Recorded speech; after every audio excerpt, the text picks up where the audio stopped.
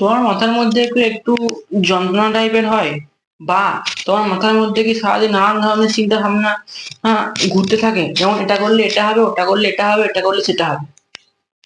এবং তুমি যদি একটু কারোর সঙ্গে কথা বলতে ভয় পাও, মানে অন্য কারো লোকের সঙ্গে কথা বলতে তোমার কেমন একটা লাগে।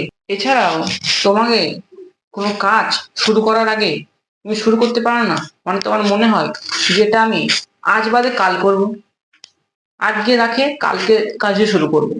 তো এছাড়াও কি তুমি সারাদিন স্যাড স্যাড ফিল করো, সারাদিন স্যাড সং শোনো, তো এটা সম্পূর্ণ তোমারই ভুল। ওয়েল, এই সমস্যার সমাধান বা সমস্যার সলিউশন আমি নিয়ে এসেছি, সেগুলি তোমরা দেখো আগে ভিডিওতে। তবে হ্যাঁ, এই সলিউশন গুলি তোমাকে শুনে থাকলে হবে না, প্রপার এবং কুড়েমি করলে হবে না এই সলিউশন গুলি নিজের মধ্যে অ্যাপ্লাই করার সময়। কারণ তুমি যদি কুড়েমি করো তাহলে তোমার কাজ ইনকমপ্লিটই থেকে যাবে, মানে যেরকম আগে চলছিল সেরকমই থেকে যাবে। তবে সেই জিনিসগুলি কি, সে বিষয়ে বলি আমি একটু। তো সব থেকে প্রথম পয়েন্ট হচ্ছে তোমার ফোন। বেসিক্যালি এই ফোন থেকে একটু দূরে সরে যাও। বলতে গেলে এটা না যে তুমি ফোন থেকে দূরে ঘর থেকে বেরিয়ে পালিয়ে যাও, না, এটা এটা না। মানে বেসিক্যালি তোমাকে একটু ফোন দেখাটা কমাতে হবে।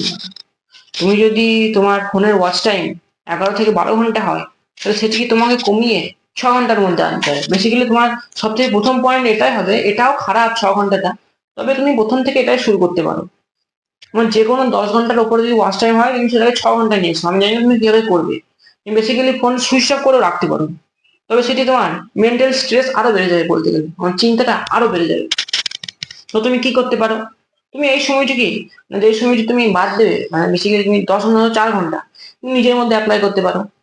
নিজের মধ্যে অ্যাপ্লাই করা মানে তুমি এটা না যে তুমি টিভি দেখে বা ফোনটিকে স্ক্রিন অফ করে গান শুনে কাটিয়ে দেবে। যেমন ওয়াচ টাইম তো বাড়ছে না, আমি যদি গান শুনি, তুমি একটু গান ডাউনলোড করলে সেগুলি শুনবে না, এটি করবে না। বা কোনো টিভি বা কম্পিউটার কোনো জিনিসে কাজ করবে না, কারণ সেটি তো ওয়াচ টাইমই হচ্ছে না। তুমি গান শোনাটা, সেই টাইমটি, গান শোনাটা সম্পূর্ণ আলাদা। তবে তুমি সেই টাইমটি কিভাবে নিজের মধ্যে প্রয়োগ করতে পারে। তবে হ্যাঁ, তুমি যদি শর্টে জানতে চাও তাহলে তুমি এটাই বলবো, মেডিটেশন করতে পারো, ওয়ার্কআউট করতে পারো।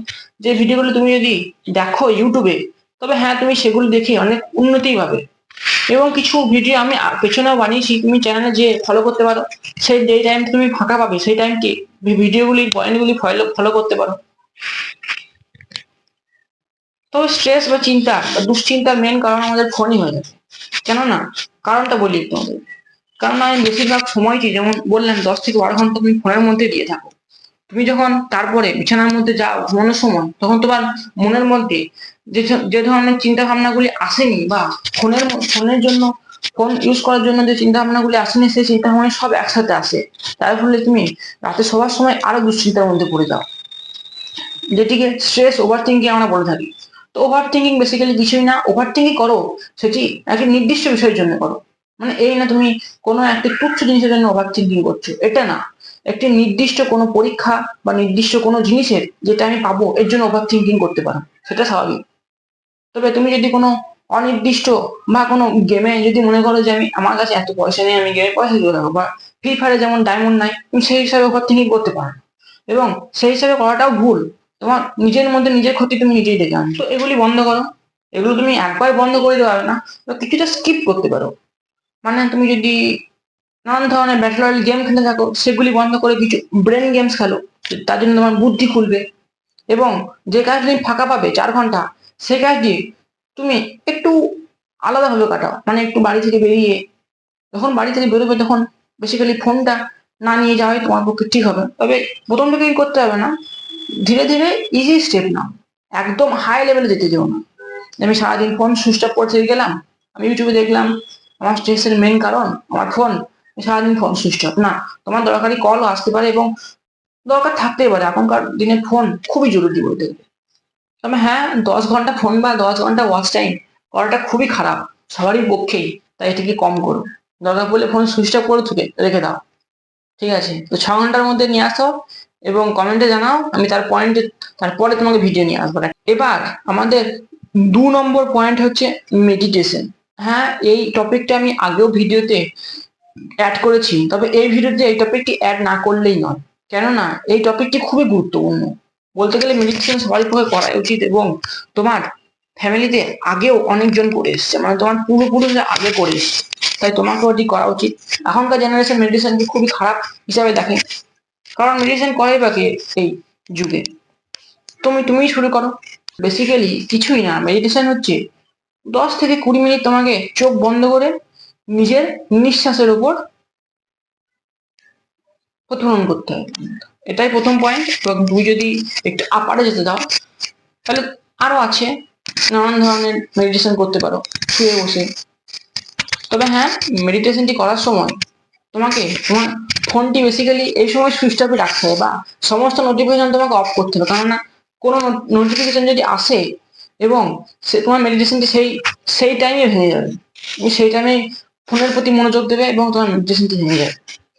তো সব থেকে ইজি সময় হচ্ছে 20 মিনিট। তুমি 20 মিনিট ফোনটিকে সুইচ অফ করো, বা সব সাইলেন্ট মোডে করে দাও। কল মল সব সাইলেন্ট মোডে, ভাইব্রেন্ট মোডে রাখবে না, সব সাইলেন্ট মোডে করে দাও, এবং নিজের নিঃশ্বাসের ওপর বিশ্বাস রাখাও। বিশ্বাস মানে এই না যে বিশ্বাস করতে বলছি, না, যে নিঃশ্বাসের উপর ফোকাস করো, ফোকাস হও না, এটার উপর ফোকাস বানাও। এবং কখনোই আস্তে আস্তে নিঃশ্বাস দেবে না, একদম জোরে, যেমন আবার ছাড়বে। মানে তোমাকে যে নিঃশ্বাসটা নেবে সেই নিঃশ্বাসটা যেন লং হয়, সেটি মাথায় রাখবে। বেসিক্যালি তুমি মেডিটেশন 10 মিনিট দিয়ে শুরু করো, পরে এই টাইম লিমিটটি দিনের সঙ্গে সঙ্গে বাড়াবে। তবে হ্যাঁ, এটি তুমি যদি একদিন করো এবং এক সপ্তাহ গ্যাপ দাও, তাহলে তোমার মধ্যে কোনো নির্দিষ্ট কোনো ফলাফল তুমি পাবে না। তোমাকে ডেলি করতে হবে, রেগুলারলি করতে হবে, কোনো ধরনের কুড়েমি করলে হবে না এই কাজটিতে। তো এখন থার্ড পয়েন্ট, গ্রেটফুল জার্নালিং, মানে গ্রেটফুল হওয়া। এবার গ্রেটফুল জার্নালিং জিনিসটা কি? গ্রেটফুল জার্নালিং এই জিনিসটি কিছুই নাই, জিনিসটি হচ্ছে তোমাকে বেসিক্যালি গ্রেটফুল হতে হবে, মানে একটু ভালো ভাবতে হবে। তুমি এই পৃথিবীতে এসছো কিসের জন্য, সেটি তোমাকে ভালো ভাবতে হবে। এটা যে কোনো ব্যাপারে হতে পারে। গ্রেটফুল জার্নালিং তোমাকে লিখতে হবে, মেন কথা লিখতে হবে, বা ভয়েস নোট করতে হবে। লেখাটা সুবিধা হবে, তাহলে তোমার লেখার হ্যান্ড রাইটিংটা ভালো হবে। তুমি লিখতে পারো বেসিক্যালি 5টা পয়েন্ট সকালে এবং 5টা পয়েন্ট রাতে। আর ওষুধের মতো লাগছে না, না ওষুধের মতো নিলে হবে না, তবে এটিকে ওষুধের মতনই, ওষুধের টাইম হিসাবেই নিতে হবে। 5টি পয়েন্ট তুমি সকালে কি লিখবে? তুমি নিজের মধ্যে তুমি সকাল থেকে যে কাজটি ভালো করেছো, মানে ধরো যে কোনো কাজ হতে পারে, তুমি সকাল থেকে খেলতে গিয়েছো, সবার সঙ্গে কথা বলেছো, যে আমি গ্রেটফুল এই কাজটির জন্য। এই কাজটি তুমি সকালে 5টি এবং রাতে শোয়ার আগে 5টি নাও। নাও মানে বেসিক্যালি লেখো। তুমি যদি এই দুটো রুল, মানে মেডিটেশন আর গ্রেটফুল জার্নালিং ফলো করো, তাহলে তোমার স্ট্রেস এবং দুশ্চিন্তা দূর হয়ে যাবে। বেসিক্যালি এই 3টে পয়েন্টই ছিল ভিডিওতে, এবং এই 3টে পয়েন্টই খুবই জরুরি। এই 3টি পয়েন্ট তুমি ফলো করো, দেখবে উপকার তোমার হবেই। তো চলো ভিডিওটি শেষ করি। তোমরা চ্যানেলটিকে সাবস্ক্রাইব এবং ভিডিওটিকে লাইক, কমেন্ট ও শেয়ার করে দিও। চলো, গুড বাই।